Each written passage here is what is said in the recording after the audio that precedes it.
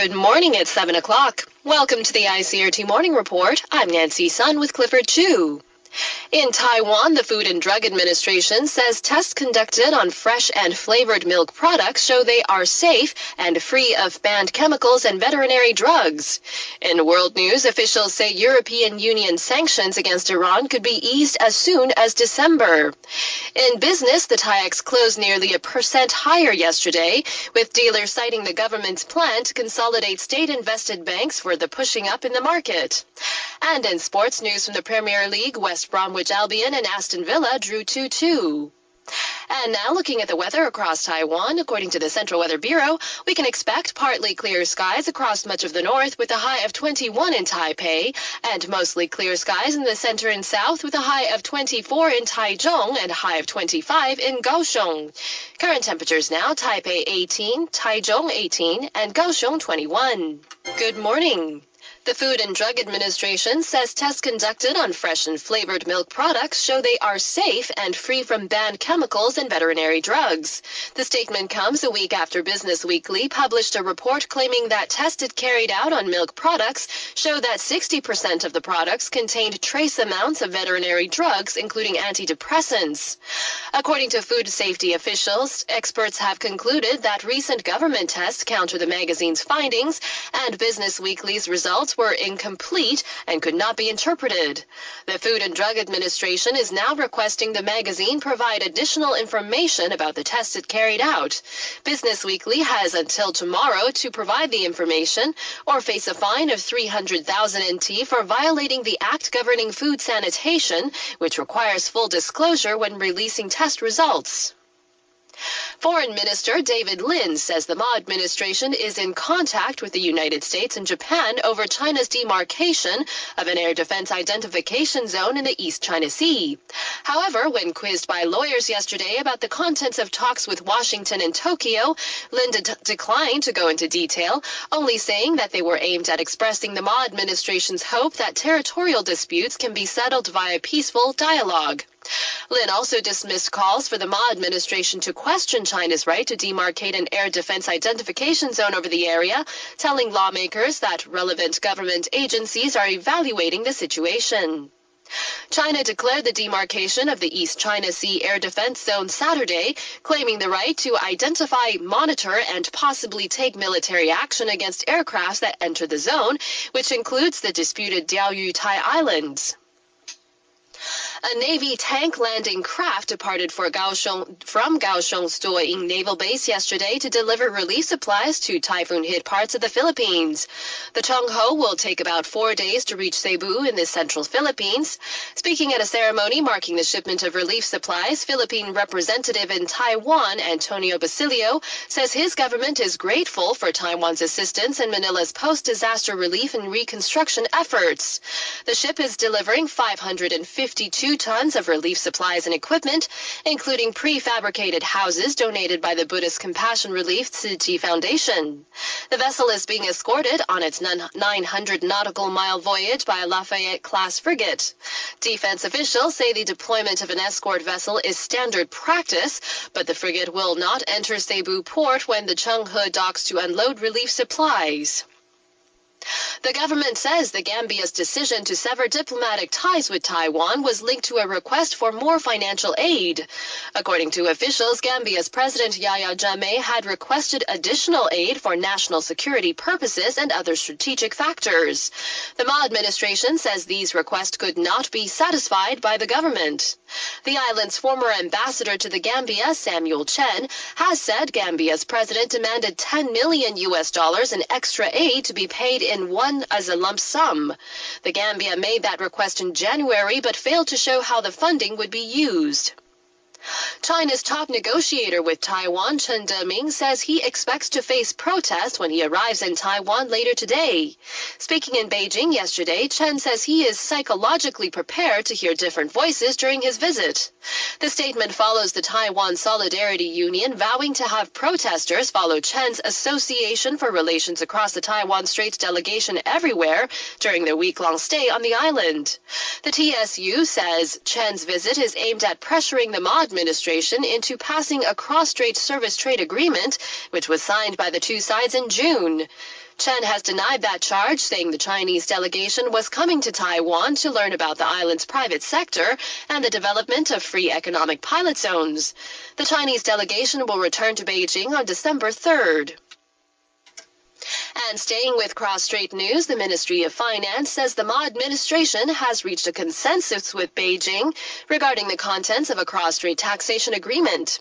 Ministry officials say the taxation agreement will now be signed within the coming weeks. However, Legislative Speaker Wang Jingping yesterday told reporters the Finance Ministry will be first needing to study the effects of the pact that it could have on local businesses and the island's taxation structures. The government says the agreement sets out to remove double taxation situations. The Taoyuan International Airport Corporation says it will increase peak hour landing fees for international flights. According to airport operators, the move is due to landings and departures during peak hours currently exceeding runway capacity, resulting in an increase in waiting times for flights. The airport's operator says the fee adjustment is aimed at encouraging more airlines to take advantage of off-peak time rates. The increased rate is expected to be announced next year.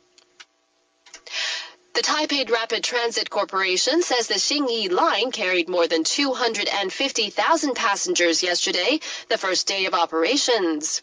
The MRT company says the line ran mostly smoothly on its inaugural day, with the extra trains being deployed at 2 stations to meet high passenger demand. The Xingyi line is an extension of the Danshui line. The new line will remain free of charge for passengers using Easy Cards for 1 month. Exiled Chinese dissident Wu Kai-shi was held for questioning at the Hong Kong airport yesterday after arriving from Taiwan, saying that he wanted to surrender himself to the Chinese authorities. Speaking to reporters, Wu said he had hoped Hong Kong authorities would have arrested him on behalf of Chinese authorities. The dissident, who lives in Taiwan, has made similar attempts to be arrested by Chinese authorities in the past, all without success. The former leader of the 1989 democracy movement in Beijing took up residence here in Taiwan in the 1990s. Police in Taipei yesterday confirmed a triple suicide at a well-known hotel. According to law enforcement officials, 1 man and 2 women committed suicide by burning charcoal in a room at the San Wang Hotel. Police say all 3 died of carbon monoxide poisoning. Their bodies were found by hotel staff.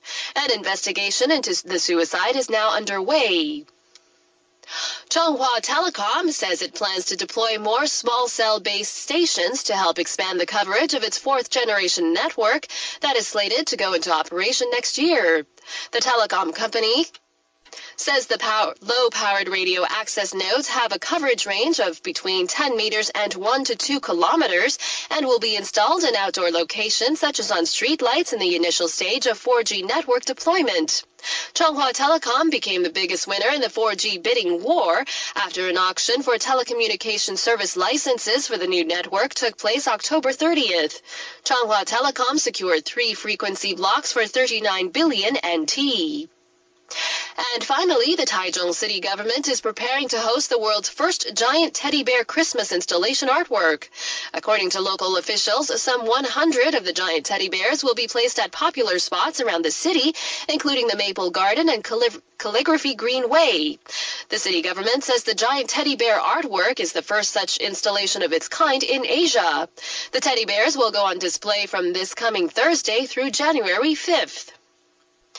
And now looking at the weather across Taiwan, according to the Central Weather Bureau, we can expect partly clear skies across much of the north with a high of 21 in Taipei, and mostly clear skies in the center and south with a high of 24 in Taichung and a high of 25 in Kaohsiung. Current temperatures now: Taipei 18, Taichung 18, and Kaohsiung 21. In international news, officials say European Union sanctions against Iran could be eased as soon as December. This announcement comes on the heels of an interim deal struck between Iran and the P5+1 in Geneva. The deal reached Sunday will allow Iran to keep essential elements of its uranium program while stopping its enrichment at a level lower than what is needed for nuclear arms. In addition to a 6-month window for Iran to allow more UN access to nuclear sites, sanctions will be eased, notably in the oil, automotive, and aviation industries. The sanctions were in response to fears that Tehran is using its nuclear program to build atomic arms. Iran denies it wants such weapons. Meanwhile, Israeli Prime Minister Benjamin Netanyahu has said he'll send a team led by his national security advisor to Washington for talks with the U.S. on the nuclear deal with Iran. Lorna Shattuck reports from Washington. Officials in Washington have been quick to stress that the Geneva Accord is merely an interim agreement, while a more comprehensive and hard-line permanent deal is worked out over the next 6 months. That's in part an attempt to pacify key regional ally Israel. It says the deal is too lenient and reduces the pressure on Iran. It's also made it clear that Israel's not bound by the terms of the deal, an implicit threat that the military option remains on the table. Barack Obama telephoned the Israeli Prime Minister on Sunday night and agreed that a team led by National Security Advisor Yossi Cohen will head to the US in the coming days to discuss the accord. But trust between Washington and Tel Aviv has been eroded after the revelation that US officials held top-secret negotiations with the Iranians for months before the Geneva talks without informing Israel. For ICRT News in Washington, I'm Lorna Shattuck. At least 27 people had been killed and dozens injured in a series of bomb attacks across Iraq. In the worst of the attacks, 16 people were killed by twin blasts near a cafe at an outdoor market in a central district of the capital, Baghdad. Elsewhere, 3 civilians and a policeman died when a bomb exploded in a crowded street in a northern city. Yesterday, the French ambassador to Iraq offered weapons, training, and intelligence cooperation to help Prime Minister Nouri Maliki curb the bloodshed. But diplomats say Maliki has not done enough to address the causes of the unrest, which was sparked by an army raid on a Sunni Arab anti-government protest camp in April. Syria's government and opposition will finally convene on January 22nd in Geneva for a long-delayed peace conference. From UN headquarters in New York, Stephen Fee has our report. Originally scheduled for this past May, the so-called Geneva II talks will be the first meeting of Syria's government and opposition forces since the war began. Over 100,000 people have died and millions displaced since the war began 3 years ago. UN Secretary General Ban Ki-moon said the conference would convene with the aim of creating a transitional government with control over the military and Syria's overall security forces. But doubts remain. The UN has not disclosed who exactly will represent the opposition, a point that has fueled delays in the long-scheduled peace negotiations, and the exact role of regional neighbors Iran and Saudi Arabia has yet to be defined. Stephen Fee, New York. Let's take a look at traffic across the island this morning. On the Sun Yat-sen National Expressway heading north near Yongkang, a 5-car collision on the inner lane has caused traffic to come to a standstill. In Taipei, congestion on the Civic Boulevard heading west from above Yongji Road to above Guangfu South Road.